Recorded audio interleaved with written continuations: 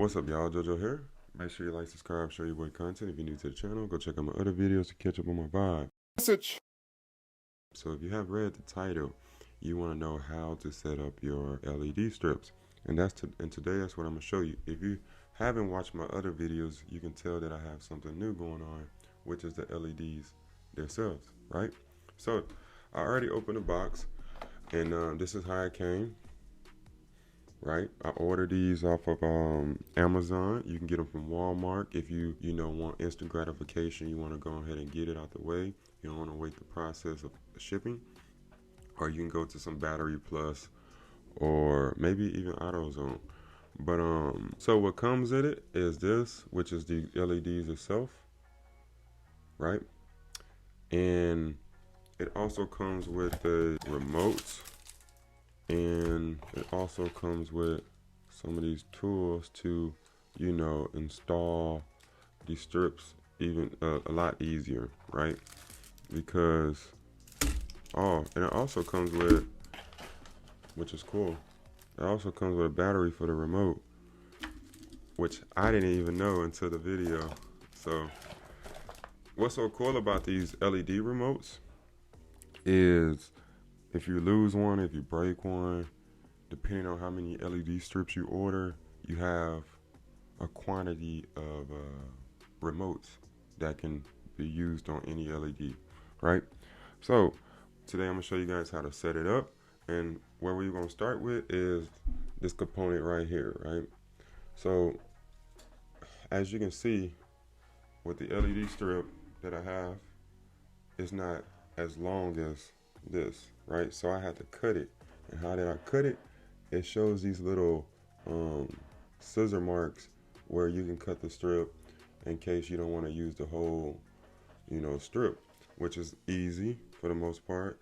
It's gonna probably be difficult if you're trying to reuse them, because you gotta make sure you set them up properly, right? All right, so the next thing, I'm gonna break it down. I'm gonna show you guys how to exactly do it. It's not really hard, but I'm gonna also give you the pros and the cons. So the first thing you want to do is figure out the length, and that's what you see in the video. I'm just trying to figure out how long of the strips do I need. So as you see in the video, I found the length that I want, and I start to cut it.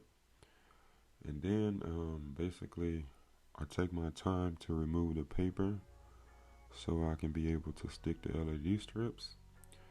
If you want to be perfect, make sure you try to get it right the first or the second time, and take your time.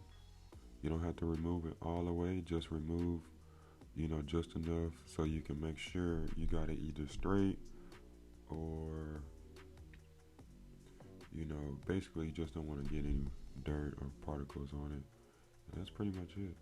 So the pros and the cons are, look, the pros are you can set up the LEDs with no problem, right? Cons are, depending on what type of LEDs you have, they can be waterproof or non-waterproof. 9 times out of 10, you're not going to be around water, so it shouldn't be an issue, right? But another con is, let's say with the LED strips, it comes with a sticky residue, right? So once you remove the sticky residue, and if you don't lay it down correctly, it can kind of be hard to fix it, because once the sticky residue touch something, it can either pull the paint off the wall or wherever you're trying to place it, and then or it can even gather dust or any particles to prevent you from even sticking it to the surface that you're choosing, right? So let's say you want to keep reusing these LED strips. The best thing I would tell you to do is use some type of sticky residue itself, like buy it separately, or use some tacks that I have used on my LED strips above, right? So what I do with the tacks is I just place them. So basically I tack it to the wall with the LED strips, but then I still have the sticky residue in case I want to continue using the strips. You never know, in case you move or they fall or You know, they shouldn't be able to fall because the tacks are holding them up pretty well. But the point I'm trying to make is, in case they do fall or something happens, at least the sticky residue is not affected. So therefore, if I did want to, you know, stick it to anything, then I have that option to do so. And that's, you know, pretty much it when it comes to setting up your LED strips. You just want to make sure you cut, when you cut, you're cutting the right part, right?